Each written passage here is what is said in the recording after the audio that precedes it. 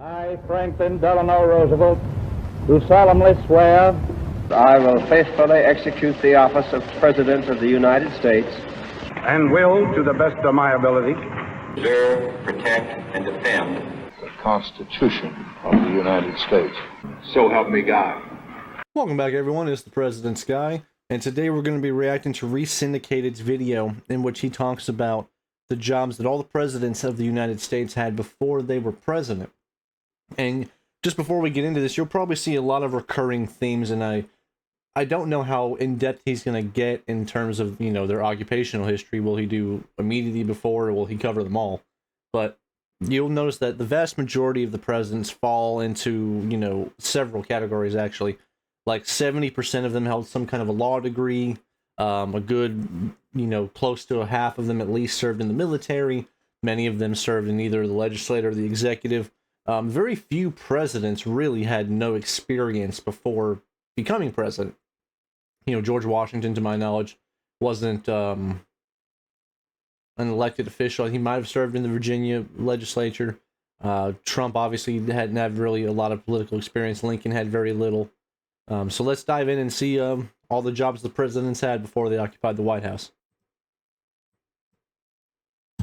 George Washington is mainly known for his military service, but he did serve in politics prior to the presidency. He was first elected to the Virginia House of Burgesses at age 26 and served multiple terms over a 15-year period. Supposedly, he was absent from many sessions and quiet during the ones he did attend. He was later elected to be a delegate to the Continental Congress, and the following year was appointed commander of the Continental Army. It cannot be understated just how important George Washington is to Virginia politics. I mean, the man is, obviously one of the most influential people before the Revolution, but in Virginia, he really was. In the same way that Robert E. Lee would be during the Civil War, the entire Washington family, the Custis family, the Lee family, just super influential throughout Virginia political history.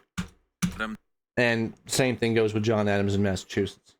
Generally served in appointed offices rather than elected ones. In his early 30s, he was elected select man of his town, and years later was chosen by the Massachusetts state legislature as a delegate to the Continental Congress. During much of the War for Independence and the Confederation period, he served in diplomatic positions, which were appointed. He was later elected to 2 terms as vice president in the Washington administration. And that goes really hand in hand with Adams, because he was a person that really had a very high opinion of himself, as did a lot of founders, and obviously most people who serve as president. You kind of have to be a little egotistical to think you're the best person in the country to lead it. But Adams was, in many ways, the Woodrow Wilson would be in the future. A very inflated sense of self-worth. And when he gets elected vice president, because Washington is elected so decisively and uniformly, he gets all the votes, and Adams barely squeaks through to be the vice president. He actually was so insulted by that, he almost doesn't take the job. So it makes complete sense that the majority of his history before being president would be in jobs that were handed to him and that he didn't have to win. Washington, Thomas Jefferson served in both the Virginia House of Burgesses and the Continental Congress. He also served as a member of the Virginia House of Delegates and as Virginia's governor for 2 years during the War for Independence, in which he flees out a window when attacked. He spent most of the Confederation period in diplomatic positions, but did serve 1 term as a delegate to the Congress of the Confederation. He was later elected the nation's 2nd vice president. James Madison was elected. And Jefferson, again, very influential in Virginia. And even during the kind of the early stages of the American Republic under the Constitution, he's still over in France, and he spends a lot of time there. He gets appointed Secretary of State, and he doesn't even know it. He comes back, and he's officially had the job for, I think, 3 or 6 months when he finally returns from France. Yeah, like a lot of the Enlightenment thinkers, they obviously had an affinity for like the Roman Republic, but also for France. And he's over there during the French Revolution and actually downplays a lot of the violence that's going on, mostly because he's not exposed to it. But he's very influential with people like Lafayette, helps him with the Declaration of the Rights of Man, and kind of influences him very heavily. And obviously, Lafayette plays a big role in our revolution, too. As a delegate to the 5th Virginia Convention, then to the Virginia House of Delegates, then as Counsel of State for Governor Jefferson. All of this was before he was age 30. During the Confederation period, he served in the Congress of the Confederation and served another term in the Virginia House of Delegates. After the Constitution was ratified, he served multiple terms in the U.S. House of Representatives. Madison and Monroe both are very much disciples of Thomas Jefferson, so there's a reason the Era of Good Feelings is consisting of their collective 12 terms and 24 years. Their politics are basically identical, so their histories and their presidencies are also very similar. Monroe served in the Virginia House of Delegates and the Congress of the Confederation before he was 30. After the ratification of the Constitution, he was elected to the U.S. Senate at age 32. He resigned halfway through his term to serve in a diplomatic position. While most of his positions between then and the presidency were appointed, he was elected to multiple terms as Virginia's governor. John Quincy Adams. Now that I didn't know, which again is very much in line with being a disciple of Jefferson, that they would both share the Virginia's executive. Was in his 30s when he first served in the Massachusetts State Senate. And obviously, like Adams' father, the original John Adams, and like the Kennedys would be later on, very influential political family in Massachusetts. Then elected to the U.S. Senate. Towards the end of his term, however, he clashed with his own party, leading to a loss in the following election, and he resigned before his first term could even end. He'd spend the next 16 years in appointed positions such as Secretary of State, the office he was holding while elected president. And the Monroe Doctrine, which we all know is basically, the United States saying we're going to stay out of foreign affairs, you stay out of our business, was actually written by John Quincy Adams when he was Secretary of State for James Monroe. His presidency, he was elected to the U.S. House of Representatives, where he'd serve for 17 years until his death. He's the only United States president to be elected to the House after serving as president. And there's really not much precedent for that. Andrew Johnson, I believe, after his time as president, goes back to being the senator from Tennessee, if I'm not mistaken. But generally speaking, once you become the president, you don't do anything afterward. We'll get to Taft later. He goes to the Supreme Court. But most people don't take a job after that, and that shows Quincy Adams' dedication to public service, that he was willing to go back to Congress for 8.5 terms, and he dies in Congress. That's how dedicated he was to his country. Jackson, like Washington, was mainly known for his military service, but also held elected offices. At 29, he was elected to the U.S. House of Representatives from Tennessee, and from there was elected to the U.S. Senate, though he resigned within a few months. 25 years later, he was elected to a second non-consecutive Senate term, but this time he resigned after only 2.5 years. His 2 Senate terms should have totaled 12 years' time, yet he served roughly 3 years. The possible reasons for these resignations include political maneuvering, frustration with the slow legislative process, or frustration with perceived corruption. Martin Van Buren had been politically active since before he was 20 through various roles. When he was 30, he was elected to the New York State Senate, and shortly after, as New York's Attorney General. And I'm glad they include these young portraits of him, because Jackson and Van Buren both have the same, and Quincy Adams too, where photography is invented very late into their lives, so the only pictures we have of them are when they're very old. But when they're all with the exception of Jackson, but when they're all present, they're much younger than the pictures we have of them would indicate.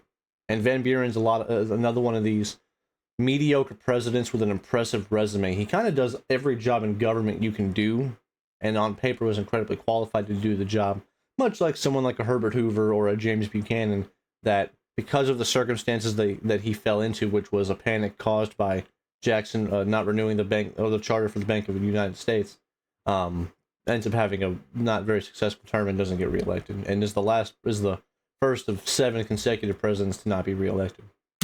Served in both offices simultaneously for a few years. He then served in the U.S. Senate and very briefly as New York's governor before resigning to serve in Jackson's cabinet. He was later elected as Jackson's second vice president. William Henry he takes the position after John C. Calhoun resigns during the nullification crisis. Harrison was mainly known as a war hero, but he had a long history in appointed and elected offices. In his 20s, he served as the Northwest Territories representation in the House, and over a decade later, following his victories in the War of 1812, he represented the state of Ohio in the U.S. House. He moved from there to the Ohio State Senate and was later elected to the U.S. Senate. John Tyler was first elected. And the thing about Harrison, we all know he died young. We all know Tippecanoe and Tyler too. But he really was a national military hero. And he was incredibly old by the standards of the presidency. I believe he was 60 when he was elected president. He would hold the distinction of being the oldest president, I believe, until Reagan comes along. FDR might have hit that number during his term. But in terms of elected, I think he was the oldest president elected until Reagan. I believe Reagan was 69 when he was elected. And of course, Harrison dies only 30 days into his term and was the first president to die in office. To the U.S. House of Representatives from Virginia when he was 26. A few years later, he was elected as Virginia's governor and then to the U.S. Senate. I didn't know that. Here, he briefly served as president pro tempore of the Senate, making him the only U.S. president to ever hold the position. He resigned halfway through his second Senate term, supposedly because he'd otherwise be forced to vote against his constitutional values. In 1840, he was elected as Harrison's vice president. During the Civil War, he was elected to the Confederate House of Representatives, but he died before he could take his seat. James K. Polk was first. And Tyler is actually, when he's buried underneath a Confederate flag. I believe it's the first national Confederate flag, which, yeah, obviously not a big fan. That's just treason. Elected to the Tennessee House of Representatives in his mid-20s, and a few years later was elected to the U.S. House of Representatives. Here, he was elected to numerous terms, ultimately serving 14 years. For over 3 of those years, he served as Speaker of the House, making him the only president to ever hold the position. He ended his time in the House to serve as Tennessee's governor. And that's interesting, considering that the Speaker of the House is second in line for the presidency behind the vice president. Zachary Taylor never held an elected office prior to the presidency, making him the first president with this distinction. He was 63 when nominated by the Whig Party and was a lifelong military man with no... Okay, so I was wrong. He was older than Harrison, but just by a little bit. ...known prior political ambitions. Millard Fillmore was first elected to the U.S. House of Representatives from New York in his early 30s and ended up serving 8 years there. During his final term, he served as chairman of the Ways and Means Committee. He failed to win election as New York's governor, but was later elected as the state's comptroller. He held this office for about a year until he resigned to begin his vice presidential term. Franklin Pierce served in New Hampshire's House of Representatives, first taking office in his mid-20s. From there, he moved to the U.S. House of Representatives, and then to the U.S. Senate. He was only 32 when he entered the Senate, making him among the youngest senators in the nation's history. He resigned about 5 years into his term for a mix of personal and political reasons. He wouldn't serve in another elected office for over a decade until he became president. Yeah, Pierce actually leaves politics after that Senate stint and doesn't think he's ever really going to go back. And then the party nomination process, which again were conventions back in those days, kind of brings him back into it, which he didn't expect to.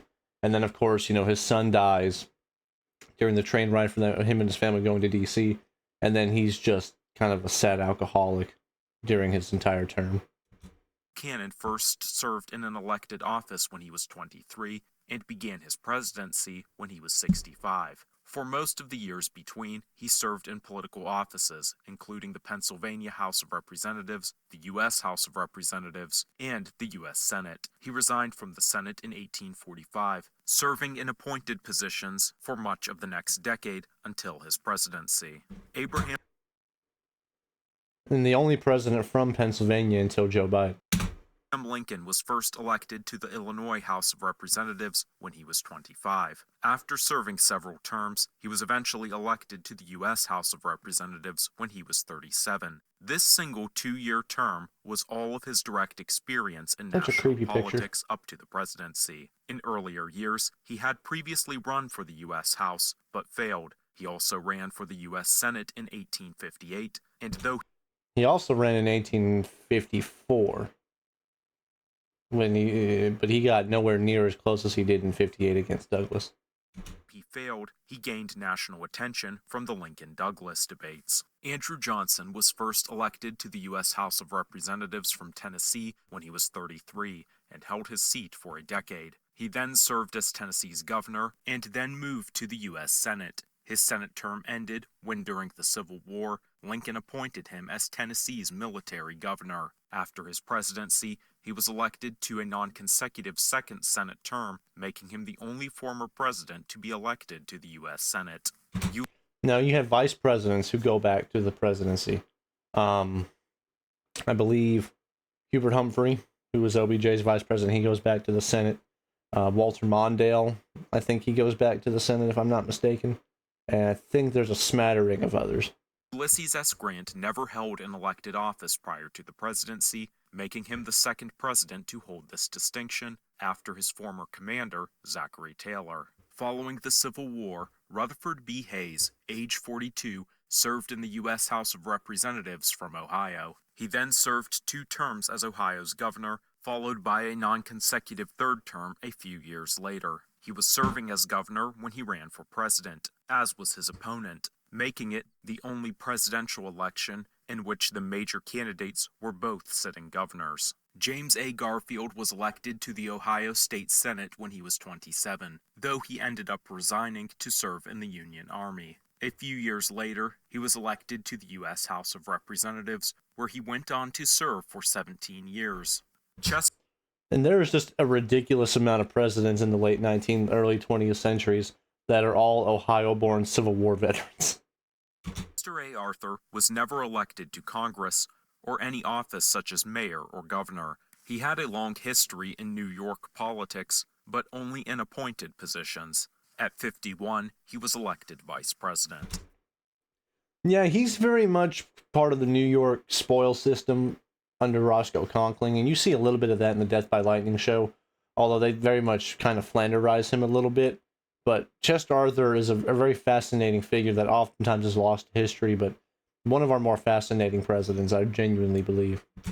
Grover Cleveland was elected as a county sheriff when he was 33. After serving a single 2-year term, he'd go 9 years before being elected mayor of Buffalo, New York. Within less than a year, he was elected New York's governor, and while serving his 3-year term, was elected United States President at age 47. His rapid ascent from mayor to president has been credited to his reputation for honesty, hard work, and fighting corruption.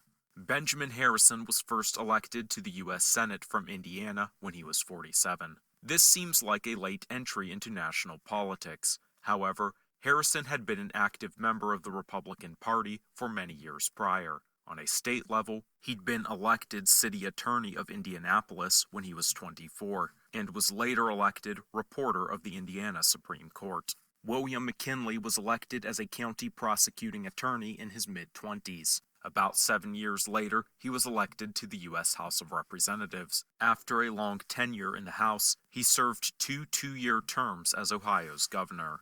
Theodore Roosevelt first served in the New York State Assembly in his early 20s. After serving 4 years and suffering political mishaps, he decided to resign from politics.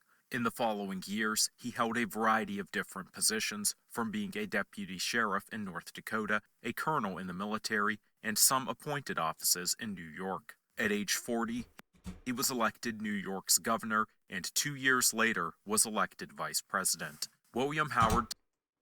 It's such a fascinating life. Imagine living in a town where Teddy Roosevelt is your sheriff. I would imagine that there is very little crime going on.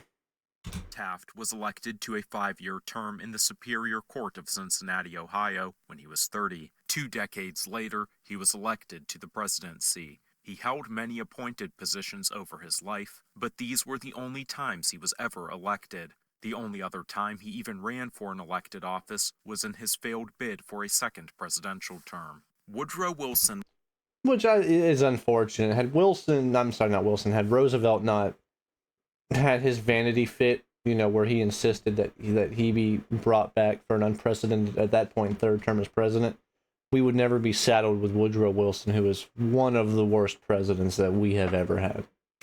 Was in his 50s when he was elected governor of New Jersey. After just a single term, he was elected to the presidency. Before he became governor, he had served as president of Princeton University for 8 years, where he largely earned his reputation. Warren G. And he had a doctorate in history, although it was a very lost cause-centric type of history, because he's from the South, although, like they said, he's elected from New Jersey in elected office.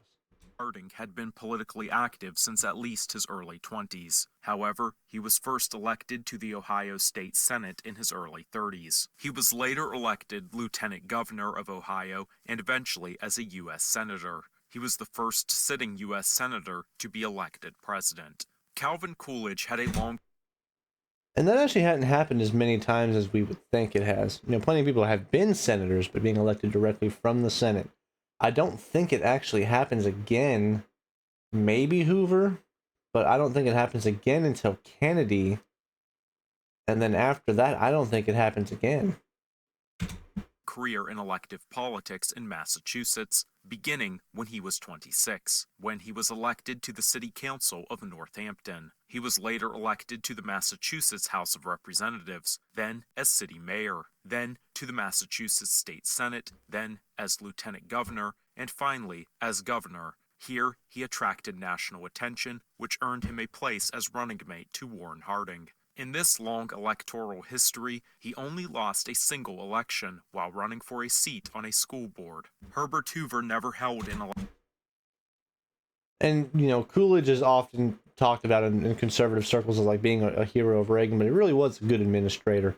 And another one of those presidents that's kind of lost to history because he didn't have a very flamboyant personality, the way that you would think a chief executive would require, but a very underrated president. Elected office prior to the presidency, nor did he serve in the military, making him the first president with this distinction. He was nationally known for his humanitarian efforts and made political connections while serving in the administrations of Wilson, Harding, and Coolidge. Franklin D. Roosevelt. And I've talked about this before. Hoover is, again, he has a lot of experience in administrative work and logistics. The humanitarian stuff during World War I, he was, supplying food to people, like particularly in England and things like that. So it's astounding that in the top administrative role in the country, he just does such a piss poor job. And he certainly did not cause the Great Depression, and the Smoot-Hawley Tariff Act didn't really make it as worse as people think it did, but he absolutely just did nothing to make anyone think he was really trying to fix the country. And really, that's what the American people want. They want to feel like they've got an elected official who's fighting for them. And Hoover kind of just seemed like Marie Antoinette. He's up there, he's not hungry, he's not broke, while a quarter of the country is unemployed. Was elected to the New York State Senate when he was 28. He resigned during his second term to serve in the Wilson administration, followed by an unsuccessful run for the vice presidency in 1920. His political career was paused when he began to suffer from the paralytic illness that would afflict him for the rest of his life. In 1928, he was elected as New York's governor, and then again in 1930. It was this position that gave him the notoriety for his 1932 presidential run. Harry S. Truman began his political career later than most, after he'd failed as a businessman. He won a seat as a county judge in Missouri when he was 38. He later served as a county presiding judge for 8 years. After that, he was elected to the U.S. Senate. And I said this a lot before, but read David McCullough's book on Truman. One of the most stand-up guys to ever be president. He kind of has the precursor to what was Eisenhower's highway project when he's the county official in Missouri, where he gets basically first paved roads in that part of Missouri. There was like in the entire county hundreds of miles of it done, and it's done well to the point where, I mean, it lasts for decades after that, because despite the fact that he was in with, the Pendergast, I forget, that's not their name, but a very well-connected, wealthy family in politics that back him and that he's friends with, he refuses to give them favors. And he says, if you want to make a bid on the job and you're the most qualified to do it, I'll give it to you. The Pendergasts are their names.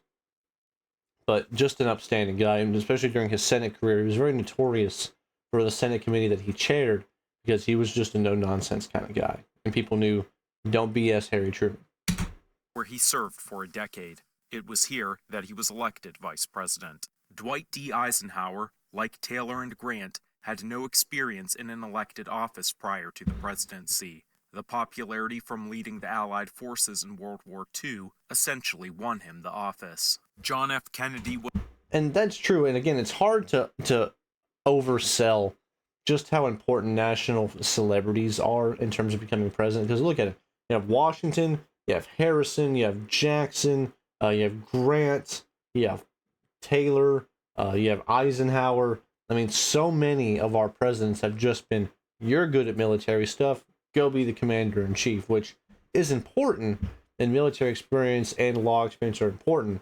And now with Kennedy, we're kind of into that stretch of World War II veteran presidents. But there is a whole lot more to the job than just that, but Eisenhower being one of our better presidents.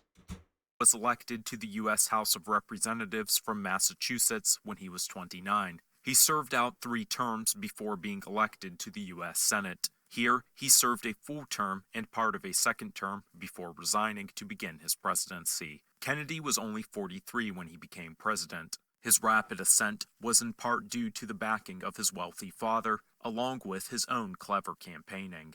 Lyndon B. Johnson, youngest president ever elected. Teddy was younger when he assumed the office, but in terms of being elected, JFK is the youngest. Johnson was first elected to the U.S. House of Representatives when he was 29 from his state of Texas. After a few years, he made a failed attempt at the U.S. Senate. 8 years after that, he successfully ran for the Senate, where he served for 12 years, in an election he likely spending 6 stole. of those years as Senate Majority Leader. Richard Nixon was first elected to the U.S. House of Representatives at age 33 from his state of California. From there, he was elected to the U.S. Senate, where he served for about 2 years before beginning his term as vice president. At age 40, Very common he was theme the in the second last few youngest presidents. vice president in the nation's history. His rapid ascent was halted when he lost the 1960 presidential election and was nearly ended after he lost the 1962 California gubernatorial race. However, he'd make an impressive comeback in the 1968 presidential election.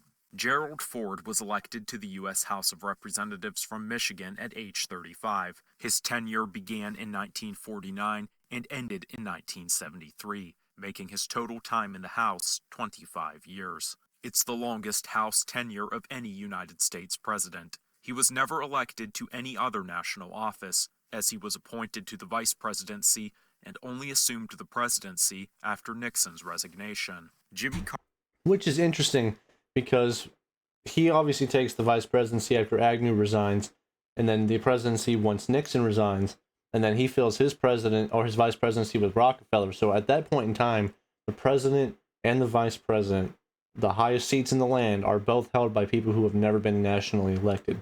And obviously, Rockefeller's dropped off the ticket in the 1976 race, and Ford loses. So neither of them ever ended up being elected to anything on a national level. Carter was elected to the Georgia State Senate in his late 30s. From there, he made a failed attempt to become the Democratic nominee in the Georgia gubernatorial race. Later, he ran successfully. As Georgia governors were prevented from serving consecutive terms, he only served a single term before beginning his presidential run. Though he wasn't well known nationally, the disorganization of the Democratic Party in the 1970s, along with his own clever politicking and campaigning, won him his party's nomination.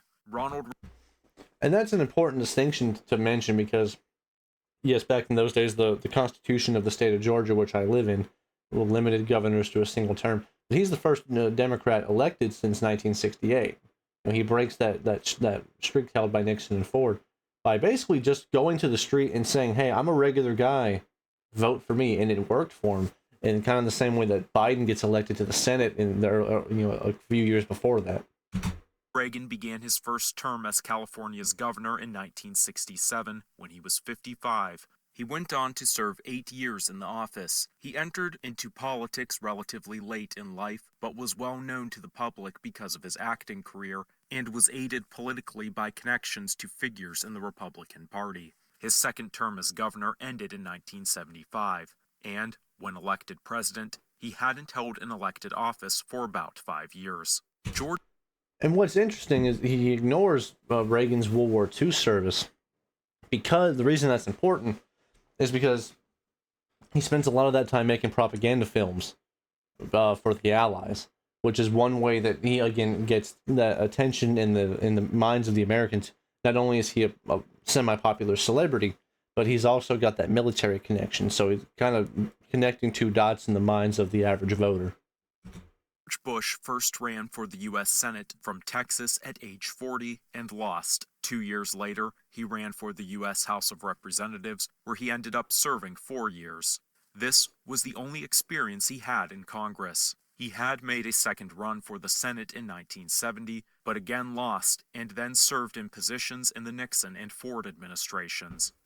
And that was mostly because he was considered to be not conservative enough. Despite what he would have told you at the time, he was very much considered a centrist in the Republican Party. He goes on to be like the director of the FBI and things like that, and under other presidents. He then served as vice president during the Reagan administration. Bill Clinton first ran for a seat in the U.S. House of Representatives from Arkansas when he was 28, but lost. 2 years later, he successfully ran to become Arkansas's Attorney General. He served a single 2-year term and then moved on to serving a term as the state's governor. After this single term, he was voted out, but reclaimed his office in the following election and went on to win 4 more terms. He was still serving as governor when elected president. Did he say 4 more terms?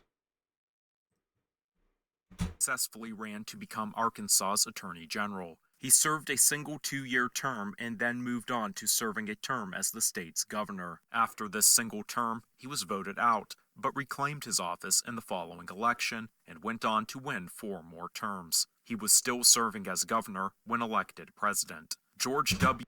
Goodness, I didn't know that he had spent that much time as Arkansas's governor. I didn't know he had lost and reclaimed the seat. I guess Arkansas is one of those states like Minnesota that allows you to have more than 2 terms. That is astounding. Bush first ran for the U.S. House of Representatives from Texas in 1978 when he was 32, but failed to win. 16 years later, he ran in the Texas gubernatorial race and won. He was serving as governor when elected president. Barack Obama was elected to the Illinois State Senate when he was 35 and held the office for nearly 8 years. During this time, he unsuccessfully ran for the U.S. House of Representatives. He was eventually elected to the U.S. Senate, where he served less than 4 years before being elected president. Donald Trump. And that really is an astounding ascension from where, from state level politics to national to suddenly being the president. He was considerably young when he gets elected, because he was only 47 when he was elected. He's one of our younger presidents, and that's why he even, 9 years since he left office, he still seems, pretty resilient and spry.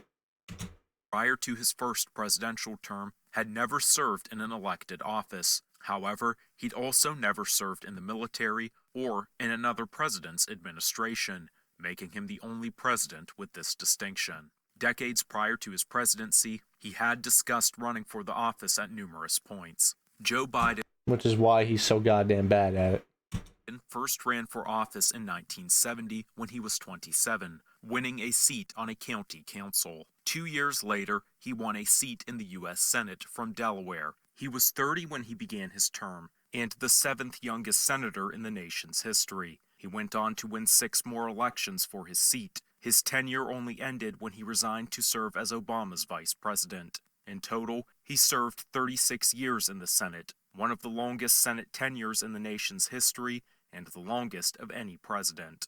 To support And that's one reason his presidency is so successful, is he spent 34 years in the legislature, and a lot of those he's the chairman of the Foreign Relations Committee, so that's why he has such a connection with all the international foreign leaders, and then 8 years as vice president, again with those same kind of connections, and in a lot of ways he almost acted as a secretary of state in sort of a sense. So again, on paper, one of the most qualified people to ever hold the office. But that was interesting to kind of get a more in-depth look at what the presidents did before they held the White House. Some of these were surprising, especially Clinton. I didn't know he spent that much time as Arkansas's governor. Did any of these surprise you? Let me know down below. What was your favorite pre-president job, and what was your favorite post-president job? Also, let me know down below. Let me know what other videos you want me to react to in the future. And remember, never stop learning.